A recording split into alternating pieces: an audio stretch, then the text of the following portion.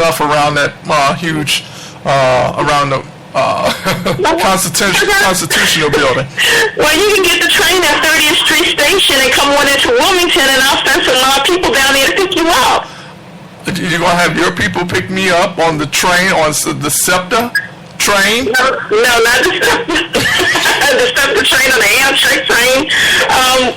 If you're in Philadelphia and you catch that, the R2, it'll let you off in Wilmington, Delaware.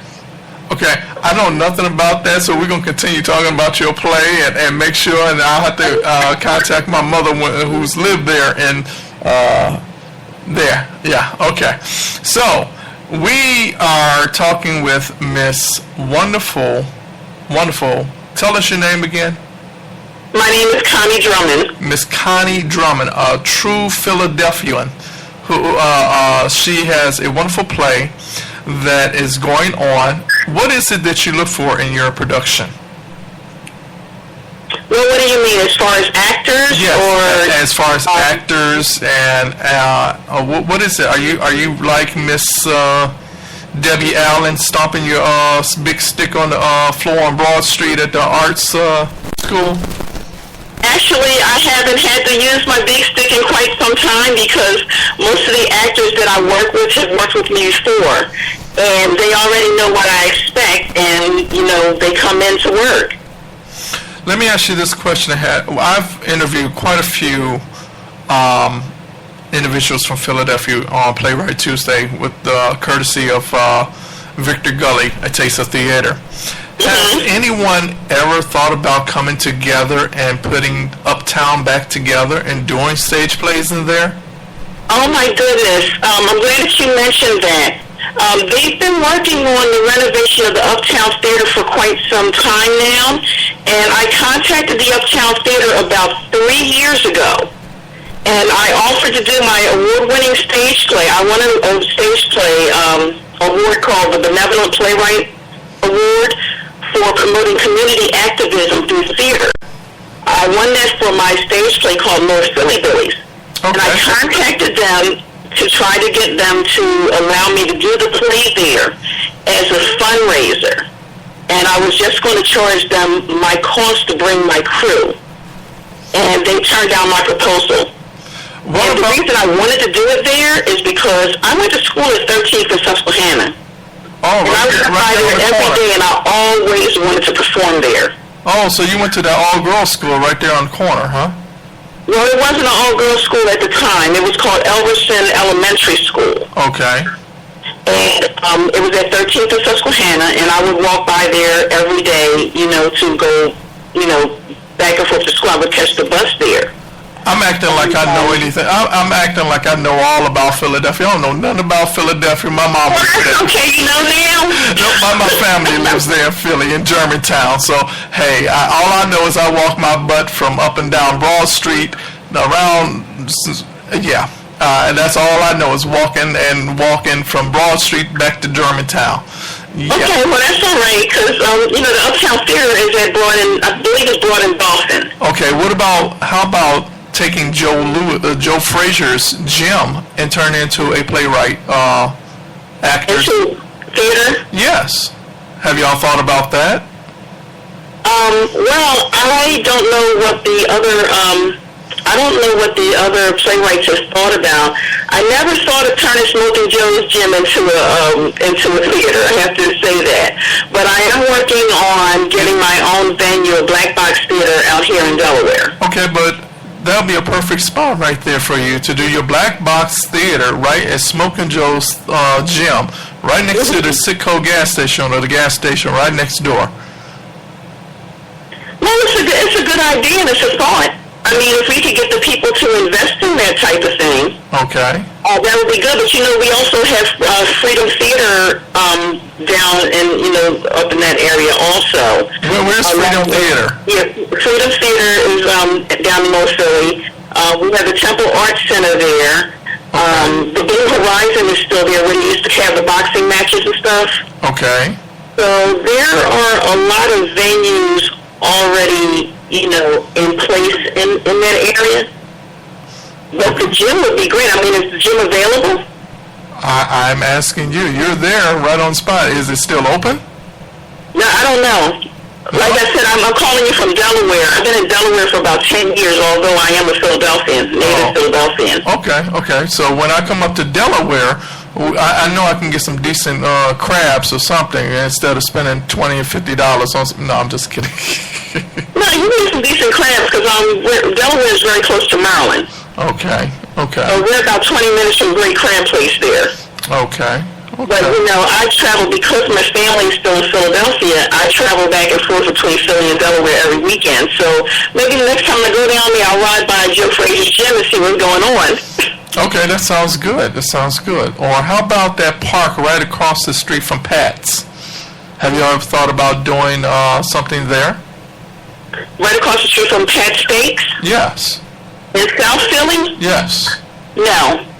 You went now, and there goes that Philadelphia tone. I heard it. No, and you know what, the reason why the parking is so bad in South Philly.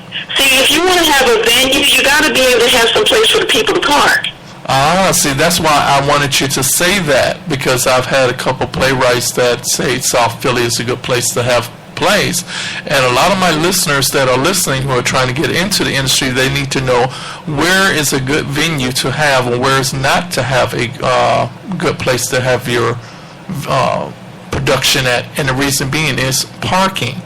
Okay. Yeah, the problem is parking. I mean, if you go into South Philly, the problem there is parking. Now, anywhere along Broad Street, between Market all the way down to, I guess it would be Ludlow Street, there's theaters like on both sides of the street, and there's ample parking there.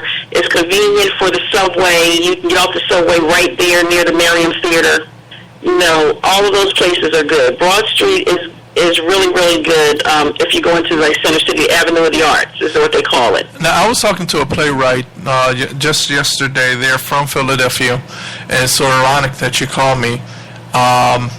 They were talking about trying to do something in Reading's Terminal. Have you ever thought about that? Do something in Reading Terminal? Yeah. You got all that food there? I can imagine that there would be a big production, because Reading Terminal is kind of like Farmers Market. Okay. Next to the Reading Terminal I believe there's a World Cafe Live down there. Okay. And you could probably do something there. And that may be what they meant, because Reading Terminal is actually, is basically like an underground farmer's market kind of thing. You have the Amish people there with their food and all of that kind of stuff like that. And I know years ago along Christmas time they would have like a small choir in there singing, but as far as erecting a stage and, putting up a big production, you can't do it in Reading Terminal, but you may be able to do it at World Live Cafe. Wonderful. So tell us exactly, are you in production at this present time or not? I am not in production at this present time. Okay. So when you start back up on production, what will you be looking for? Are you looking for well-seasoned actors, or are you looking for someone that you can mold into your own craft? Well, I will pretty much accept just about anybody if they have a will and a desire to learn and to work hard. I have a core group of actors of about 7 people that have been with me since the beginning. And I generally call those people in, and then we build the rest of the cast around them. I also train. Sometimes I'll have very unexperienced people that come in, but they want it so bad. And when people want something really, really bad, they'll work for it. So I do train quite a few of my actors. And my production team. I train my sound people. I train my lighting people. I train just everybody that comes through. Okay. So you train all your people to come through to do what you're looking for them to do. Right. Now, have you worked with any celebrities or well-known actors or any individuals that's been in the TV land that is trying to get back into the TV scene? haven't worked with any like mainstream actors that are out there on television and stuff now. I do have a few actors that have worked heavily involved in movies and things like that. Like I did a play a couple of years ago, and there was a gentleman by the name of Maurice Johnson, and he had worked with Leonardo DiCaprio and a few other people. So, when you get people, when you're lucky enough to have people like that to come in, they also help with the training of the new actors as well. But for the most part, my actors are, generally non-union people that are trying to break into the business. Oh, okay. So what is it that you want people to really know about this industry? This is your chance to let people know from your heart, what is it that takes to be a great stage producer, stage writer, actor? Well, being that I'm all of those things, because I have acted in my own plays, and I do produce my own plays and direct, and I also write them. You just have to first of all, you have to have some type of talent. Everything is not for everybody, and you may be called to do something totally different. And a lot of times when you're working and you're not working in your calling, it's a little bit more difficult for you than it is for other people who are called to do this. The one misconception about this business is that people will come to a play and they'll see a full auditorium and they'll say, you know what, I can do that. And then they proceed to do it, but they have no concept of what goes on behind stage, how much of your own money you have to put into your productions until you get noticed, how much hard work you have to put in. I can tell you with myself, in addition to a full-time regular job, I can put in another 40 hours just with my plays.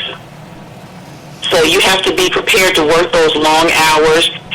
You have to be prepared to be broke at first.